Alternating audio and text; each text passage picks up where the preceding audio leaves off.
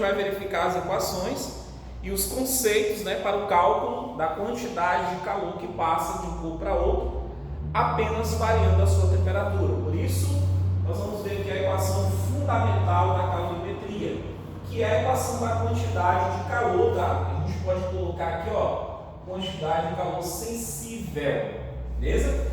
Essa quantidade de calor, galera, ela é transferida de um corpo para outro, né? Como a gente viu aí na parte anterior do vídeo.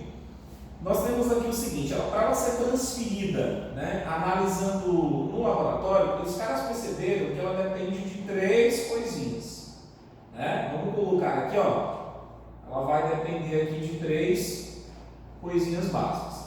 Por exemplo, essa primeira aqui, né, é a massa, certo? Ela é a massa. Essa segunda aqui, ela é uma coisinha que a gente chama de calor específico. Já já a gente tem um tópico só para ele, certo? Isso aqui é o calor específico. E isso aqui, né, a gente já conhece aqui, ó, apresentou o ΔT, representa que uma variação de temperatura. Então, a gente deve lembrar o seguinte, que geralmente, né, a gente tem o conceito seguinte, que a massa dentro de um processo de transferência geralmente é constante. O calor específico depende do material, que geralmente também é constante. Ou seja, eu consigo identificar que a quantidade de calor sensível passa a depender da variação de temperatura. Ou seja, vai ser calor sensível que o corpo está recebendo ou cedendo pela variação de temperatura. Se eu perceber uma variação, né, se a gente notar uma variação de temperatura, é porque a quantidade de calor está sendo passada lá e a quantidade de calor sensível.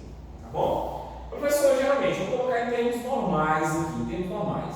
A massa geralmente é dada em grama, né? Não pelo sistema, porque o Sistema Internacional coloca em quilograma. O calor específico é dado aqui, ó, caloria por grama vezes o grau Celsius. Por quê?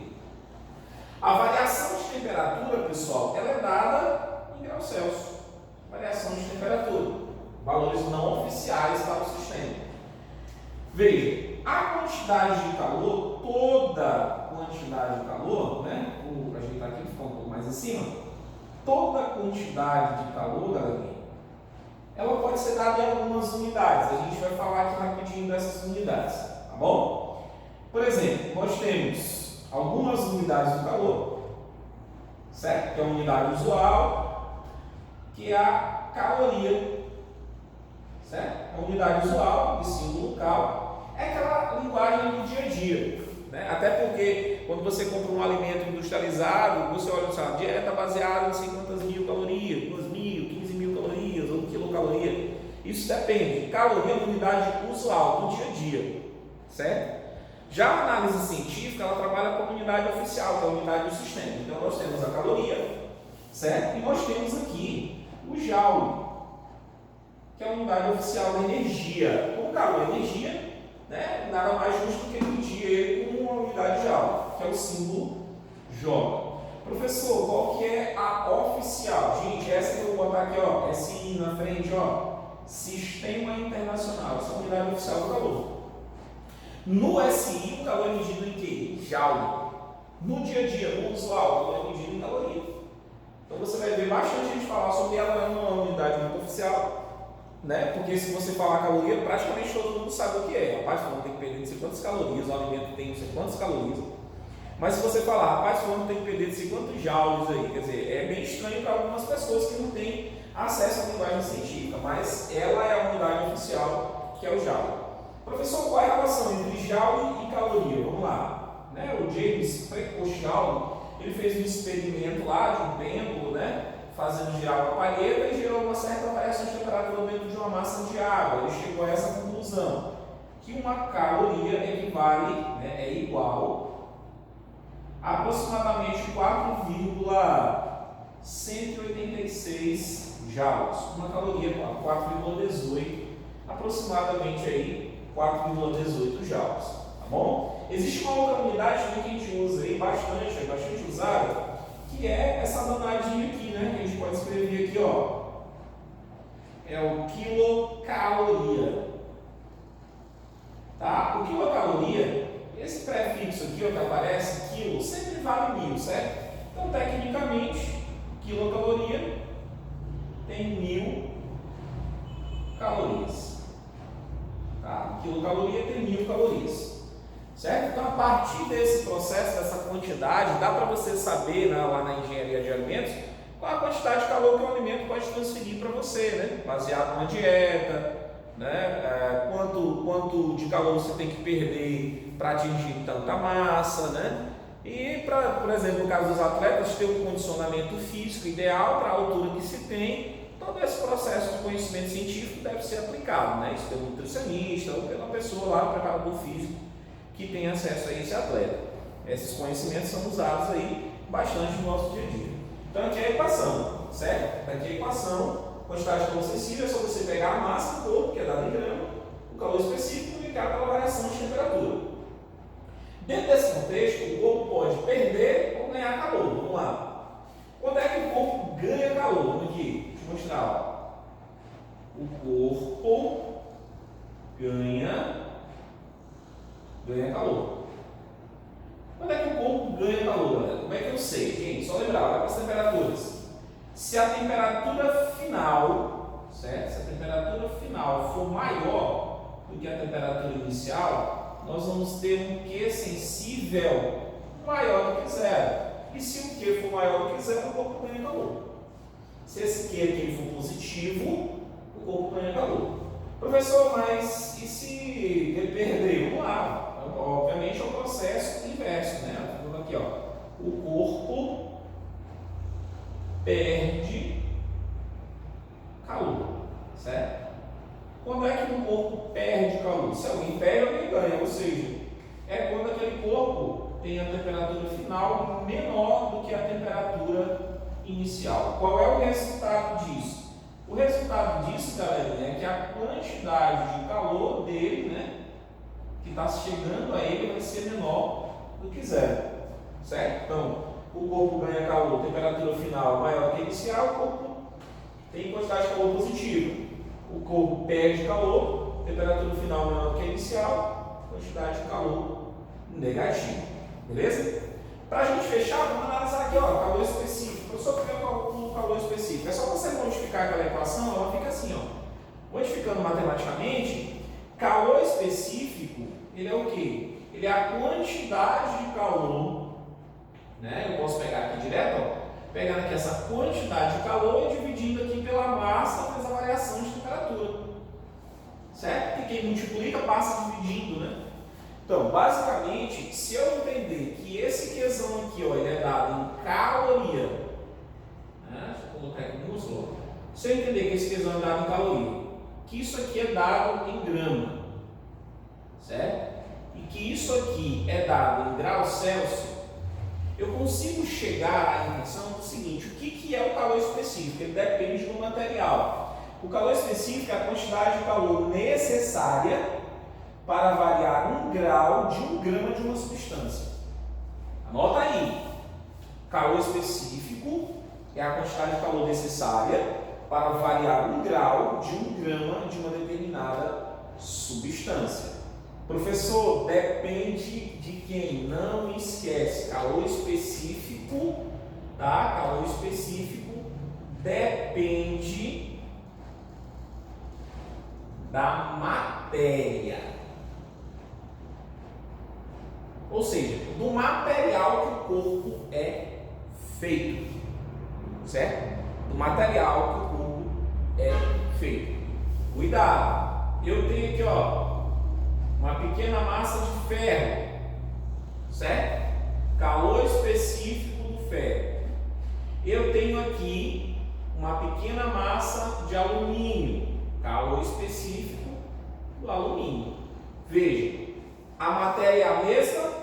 Não. Se não é a mesma matéria, não tem o mesmo calor específico, porque o calor específico depende da matéria do corpo, certo? Depende da matéria do que o corpo é feito. Tem o mesmo calor específico? Não tem, porque são matérias diferentes. Ok? Está aqui a equaçãozinha dele para cálculo, tá? Capacidade térmica. Gente, capacidade térmica é o seguinte. A gente pega aqui para o cálculo, né, do sistema de capacidade, a gente já pode ir direto. Capacidade térmica é um C grande, não confunda. Pegando a quantidade de calor sensível e você vai dividir pela variação de temperatura. Certo? Você vai fazer a razão dessas duas, pegando a quantidade de calor sensível e dividindo pela variação de temperatura. Lembrando que essa quantidade aqui, ó, tá? É o calor sensível, né? Posso botar aqui, ó, calor sensível, ok? Então, se você olhar aqui para cima, qual a unidade do calor sensível? A gente já vem de lá, ó, caloria por grama mesograu, essa é a unidade dele. Calor sensível a gente sabe que é dado em caloria, né? Que é a unidade usual. Pode ser dado em joule, que é a unidade oficial. Já essa de baixo aqui, você sabe que isso aqui é uma variação, né? Isso aqui representa uma variação de temperatura. Né? Tu sabe que isso aqui representa uma variação de temperatura que ela é dada em graus Celsius, tá, galerinha? É dada em graus Celsius. Ou seja, esse C grande aqui vai representar para mim a capacidade térmica. Aí você pode pensar assim, professor, mas eu só estou vendo fórmula. Veja, capacidade térmica, gente, é a capacidade que o corpo tem de suportar calor. Isso quer dizer o quê? Vamos aqui. Quanto maior for a capacidade térmica, mais calor o corpo suporta. Certo? Quanto maior for a capacidade térmica, mais calor o corpo tende a suportar. Isso quer dizer, se eu tenho dois materiais, um com capacidade térmica grande e outro com capacidade térmica pequena, esses dois caras têm capacidades térmicas diferentes. Aquele que tem capacidade térmica grande suporta grandes quantidades de calor. Por exemplo, aqueles vidros de fazer lasanha. Né? Você vai fazer lasanha, você coloca o vidro direto no forno. Quer dizer, aquele vidro ele fica em contato direto com a chama. E veja, mesmo assim ele não quebra. Certo? Ele suporta as grandes quantidades de chama sem variar, sem mudar a sua fase, no caso. Isso porque aquele tipo de vidro ali tem grande capacidade térmica. Certo? Porém, se você pegar um pedaço de papel e colocar na mesma temperatura lá do forno, você vai ver que o papel vai incendiar, porque a capacidade térmica do papel é menor, tá bom? Então cuidado com isso aí. Professor, e essa capacidade térmica é calculada como? Vamos aqui, capacidade térmica é só você pegar a quantidade de calor sensível e dividir pela variação. Ou seja, essa capacidade térmica, ela é caloria por grau Celsius. Tá? Caloria, lembra aí, caloria por grau Celsius. Professor, e ela depende de quê? Gente, calor específico depende do material, depende da matéria. A capacidade térmica, ela depende da massa do corpo. Certo? Depende da massa do corpo. Professor, me explica aí, eu não entendi. Dá uma olhada, galerinha. Ó. Imagina o seguinte, imagina que eu tenha duas massas de ferro. Esse aqui é um bloco de ferro. E esse aqui é um bloquinho menor de ferro também. Os dois são feitos de ferro. O calor específico do ferro está aqui. O calor específico do ferro também está aqui. A capacidade térmica do ferro está aqui. A capacidade térmica do ferro está aqui. Você vai pensar o seguinte, olha comigo aqui, ó. Capacidade térmica. Se eu fosse olhar aqui a capacidade térmica, ela seria diferente, né? Eu poderia dizer diferente. Por que é diferente? Esse corpo aqui não tem mais massa do que esse. Quanto maior a massa, maior a capacidade térmica. Quanto menor a massa, menor a capacidade térmica. Certo? Capacidade térmica depende da massa. Aumentou a massa, aumentou a capacidade térmica. Certo? Por causa disso. Porém, os calores específicos seriam iguais, ó. Porque o calor específico depende da matéria. Aqui não é ferro e ferro. É a mesma matéria, embora tenha massa diferente, mas é a mesma matéria, então tem o mesmo calor específico.